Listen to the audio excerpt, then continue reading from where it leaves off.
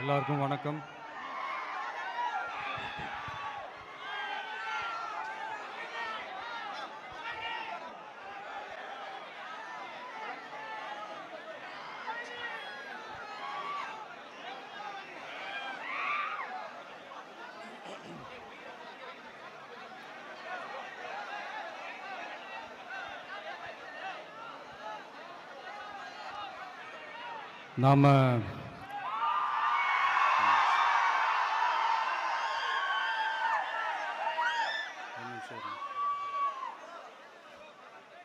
நாம அரசியலுக்கு வந்ததிலிருந்தே நம்மளை பற்றி நிறையா சில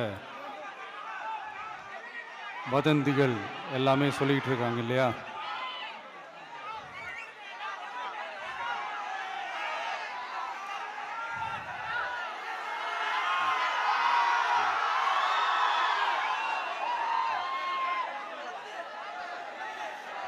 ஒரு சின்ன விஷயம் நான் சொல்லிட்டு போயிடுறேன், கொஞ்சம் சைலண்ட்டாக இருங்க ப்ளீஸ். நாம் அரசியலுக்கு வந்ததிலிருந்தே நம்மளை பற்றி நிறையா சில வதந்திகள், அந்த டீம் இந்த டீம் அப்படிலாம் சொல்லிக்கிட்டு இருக்காங்க இல்லையா? ஆனால் இவர் எந்த டீமும் கிடையாது, மக்களுடைய டீம்,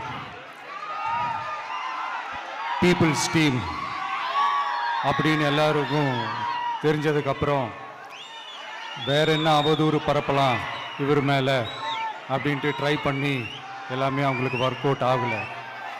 ஸோ கடைசியில் என்ன தான் இந்த விஜயை பண்ணலாம் அப்படின்னு நினைக்கும் போது தான் இந்த கூட்டணி அந்த கூட்டணிலாம் சேர போகிறாரு அப்படின்ட்டு ஒரு பொய்யான ஒரு பிரச்சாரத்தை பண்ணிக்கிட்டு இருந்தாங்க. இந்த நியூஸ் எல்லாம் கேட்டு நீங்கள் கொஞ்சம் கன்ஃபியூஸ் ஆகிருப்பீங்க. அதனால் இங்கே மறுபடியும் ஓப்பனாக தெளிவாக ஒரு விஷயத்தை நான் சொல்கிறேன். நாங்கள் எப்பவுமே மதச்சார்பற்ற கொள்கைன்றதில், அந்த ஸ்டாண்ட்லேயோ, மதச்சார்பற்ற சமூக நீதின்ற அந்த நிலைப்பாட்டிலையோ எப்பவுமே சமரசம் வச்சுக்கவே மாட்டோம். நம்மளுடைய தலைமையில தான் ஆட்சி அப்படின்றதுல எப்பவுமே உறுதியாக இருக்கிறோம். நம்மளுடைய முதல் மாநாட்டில் கூட நான் சொன்ன மாதிரி அரசியலில் யாருக்காகவும் எதுக்காகவும் எந்த விதமான ஒரு சமரசமும் நாம் வச்சுக்க போகிறதே இல்லை, அந்த பேச்சுவார்த்தையே கிடையாது. சரிங்களா?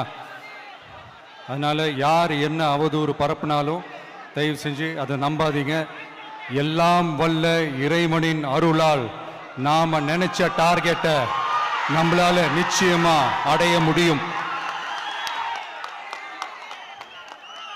இன்னைக்கு என்னுடைய இஸ்லாமிய சகோதர சகோதரிகளுக்கு என்னுடைய ரமலான் நல்வாழ்த்துக்கள்.